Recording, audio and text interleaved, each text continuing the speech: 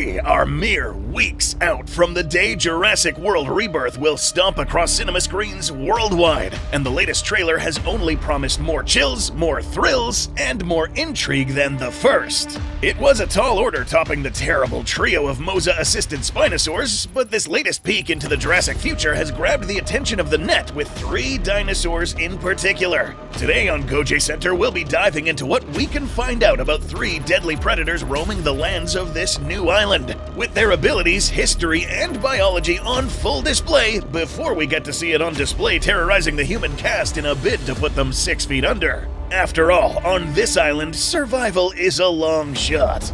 To begin, let's start with the T-Rex. At first glance, this latest Tyrant Lizard King doesn't look too extremely different from the individuals we saw previously in the franchise. But on closer inspection, there are some subtle differences that might make all the difference on what separates this T-Rex from the other in-gen clones.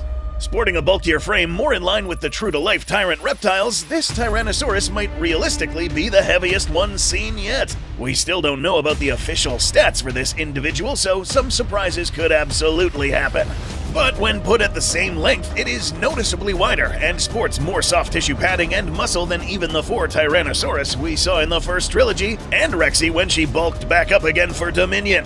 Now, we did see a few folks pushing out the idea that this T-Rex is colossal, and we don't blame them. Our animation team, out of curiosity, placed our own 3D model of this new T-Rex and scaled it to proportion to this shot. While scaling a human taking into account the distance between the two, the result did indeed yield a T-Rex of outlandish proportions, more akin to the Super Rex we talked about in a previous video. Now, this is very likely an example of how the animators and VFX artists will increase the size of a creature to make a shot look good. A 42-foot-long T-Rex in this shot would actually look like this. So, much more likely than not, this T-Rex isn't a 23-meter Hollow Earth resident. However, it is noticeably more bulky and allegedly a bigger T-Rex than the originals. Add to the fact that it is mentioned that all the animals left behind on this island were too dangerous, and we could be looking at the most powerful T-Rex in the franchise, who, if given the chance, could level the playing field when it comes to determining who is really the most powerful theropod in this franchise. This added bulk might help out in another curious behavior this individual showed off, given we see this Rex pursuing the Delgado family past the water's edge and submarining their way down the river to pursue their raft. This kind of sequence famously was planned all the way back in the original movie, having been one of the first scenes storyboarded since it was probably one of the most famous action sequences out of the novel. However, there were concerns in production that the CGI wouldn't hold up well around the moving water, and there was a serious safety hazard if the liquids affected the animatronic. Sadly, this meant that the sequence had to be cut, though it would inspire the famous theme park ride where the Tyrannosaurus is the final threat, making a lunge for the raft in the finale. This scene was almost reincarnated in the Lost World video game before it got to appear in another form, where Stan Winston had years more experience to create the most powerful animatronic he had ever made in JP3's Spinosaurus, who finally got the job done. The third movie's river sequence makes perfect sense in hindsight, given the water-loving habits of the Saharan sailback. But what about this literally novel idea applied to a T-Rex? While Tyrannosaurs weren't exactly prone to living in the water, the Hell Creek Formation did have ample floodplains, rivers, and coastal islands after all. We haven't seen any in the franchise taking to water quite like this outside of the novels. And not just swimming after or fishing for prey, but striding into the water to pace across the bottom. Denser-bodied animals have a lot easier of a time pulling off this maneuver, since most creatures are naturally buoyant and float in water. The thicker frame, combined with plenty of experience learning how to do this, might explain why this individual seems to be muscling in on something you would expect more out of a Spinosaur. Becoming adept in the water doesn't take a lot of adaptation. For example, skeletally, there isn't that much of a difference between a jaguar and a leopard. And yet the jaguar regularly jumps into the water to ambush prey and contend with other predators like crocodilians and anaconda. And a 2023 research paper did find that the body type of Tyrannosaurus would have been capable of running along the bottom of shallow water just fine. This might have even been a valid strategy to chase after shorter prey that couldn't wade as well, be it ambushing hadrosaurs near the river or chasing down a raft before it gets too close to deeper water where the even bigger predators roam. With this kind of build, prominent stripes, an appetite for trying to eat anyone of any age group, and a fondness for water, Rebirth's Tyrannosaurus seems to be taking some cues from Dr. Crichton's original novel. They may not have red scales and a grasping extendo tongue, but there is some similarity there all the same. Rexy's novel counterpart doggedly went after the humans multiple times. If her spiritual successor is following in those big footsteps, we hope this exciting waterside sequence isn't the only look we will get at this new Rex. The rest of the trailer gave us some new looks at the Tyrannosaurus, possibly sporting frills that can be extended or retracted if they didn't get a facelift, some other shots of the overgrown sea lizard making us wonder if the new Mosasaurus is going to make the one from the prior trilogy look small, and seems like we got some dragons. Okay, so we at the channel also heard the hearsay about the winged raptors on some of the chatter leaking out about the upcoming movie and frankly didn't know what to expect. After all, real-life raptors really did have wings, and plenty of them probably did use those wings for everything from balance to gliding, swimming, and yes, maybe even some amount of flight.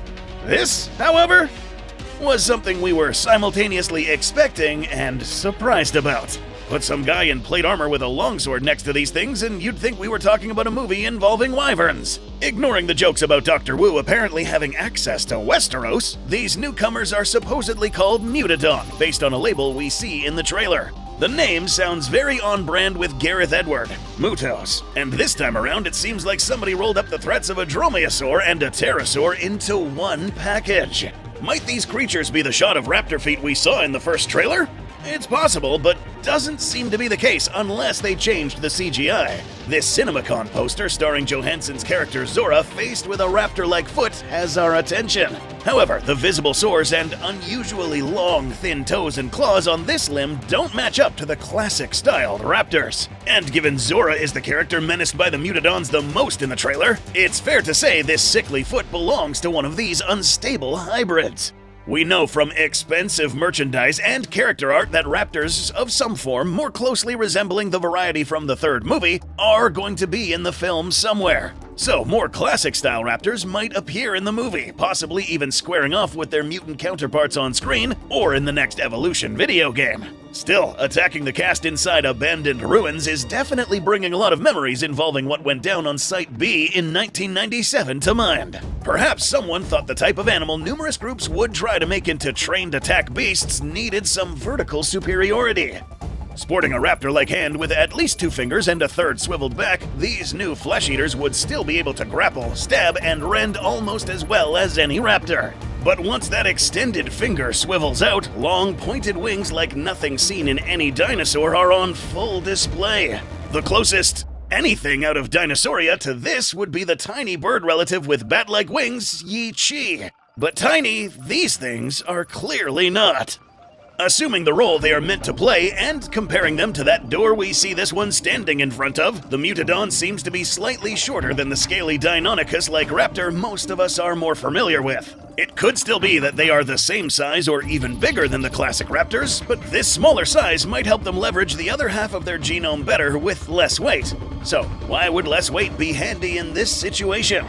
Well, it is true that some surprises could be in store, especially to pick a more marketable-sounding species in a movie that's supposedly retitled Argentinosaurus to Titanosaurus, and a pterosaur literally named Death Dragon, Thanatos Draken, to Quetzalcoatlus. The anatomy of this hybrid does remind us of a Jurassic species most of the scriptwriters would have been familiar with, had they cracked open a book on pterosaurs in the decades before animals like the cats or dimorphs became household names. Rhamphorhynchus was a seagull-sized pterosaur found in abundance across Europe. One of the very first pterosaurs ever well understood, the pointed wings, long tail, and combination hooked beak and jagged teeth definitely remind us of this hybrid.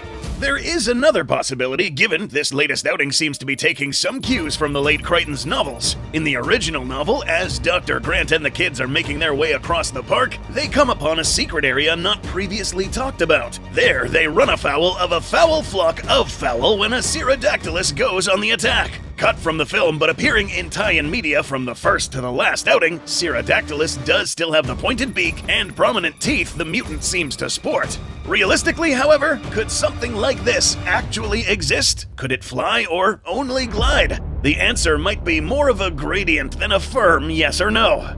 Raptors are among the dinosaurs closest to birds, and given some of the most primitive raptors like Microraptor spent plenty of time in forests and near tall trees, and seems to have wings big enough for some amount of flight, it's possible raptors might have all had that ability when they started out as younglings. Heavyweights like Utahraptor certainly couldn't do more than glide, but even man-sized species like Deinonychus very well might have spent time up in the trees. Now, this isn't to say they were soaring through the skies, but flight-boosted jumps to get up off the ground and gliding pounces from the treetops are entirely possible. Feathery wings might not work quite the same way as pterosaur wings, but there could be some congruency there. One of the biggest hurdles would be literally taking the hurdle to get off the ground, however. One of the reasons pterosaurs could grow to such a huge size and still fly easily was because they were actually quadrupeds. Able to use their arms as their biggest set of legs, this meant adding more muscle and bone mass to their upper body for a better vault, and takeoff also meant giving them bigger and stronger flight muscles to keep airborne.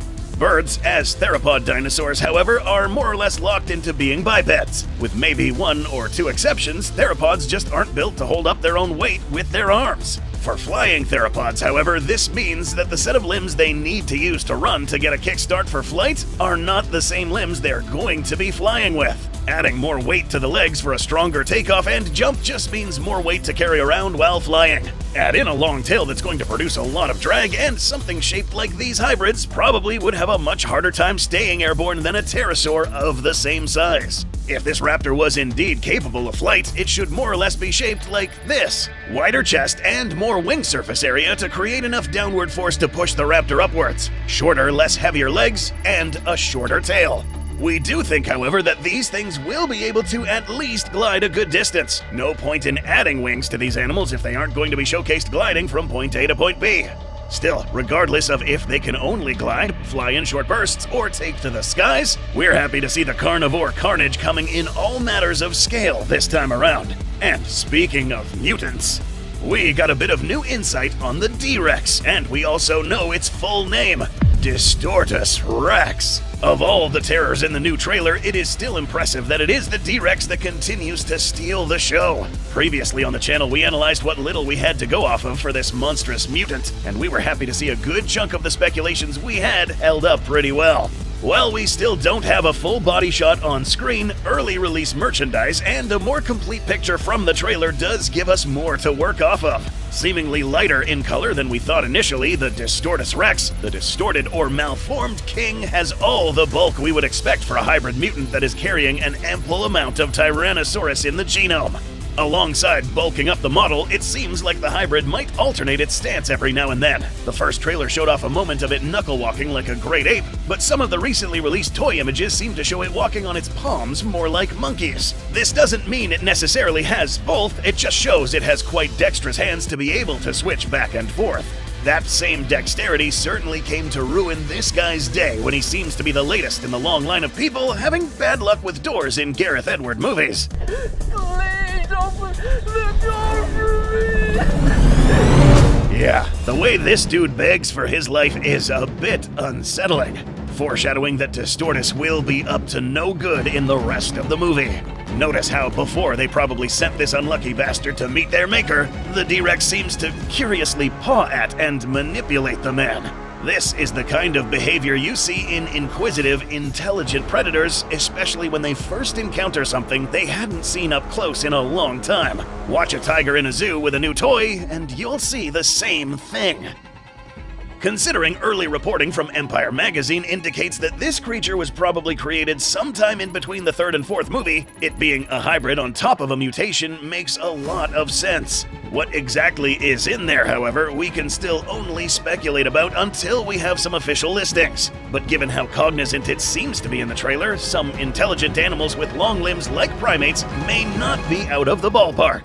Will the fourth Jurassic World film take the same plunge the fourth Jurassic Park film nearly did, and have human DNA in this antagonist as some kind of spiritual successor to the Tyrannosapiens? Who can say? What we can say, however, is we were right to speculate that this abomination is absolutely gigantic. Now, we would like to remind everybody that figuring out exact size from a CGI model is going to be tricky. There are some shots in this very trailer that make the new Tyrannosaurus look like they might be twice as big as the previous versions, but there are also plenty that make it seem closer in size to the likes of Rexy, the Doe, and the Buck. Still, the shots we see here does support the Distorted King potentially taking the new crown of the largest terrestrial predator in the franchise after all, at potentially over 6 to 7.6 meters, or 20 to 25 feet tall. We are eagerly awaiting some more official listings on how grand this Goliath is supposed to be, so stay tuned as we do the same thing. Want to see more coverage of the new movie after its big release? Care for a combat evaluation of these new terrors and older beasts of the franchise? Subscribe, or D-Rex will give you a wedgie.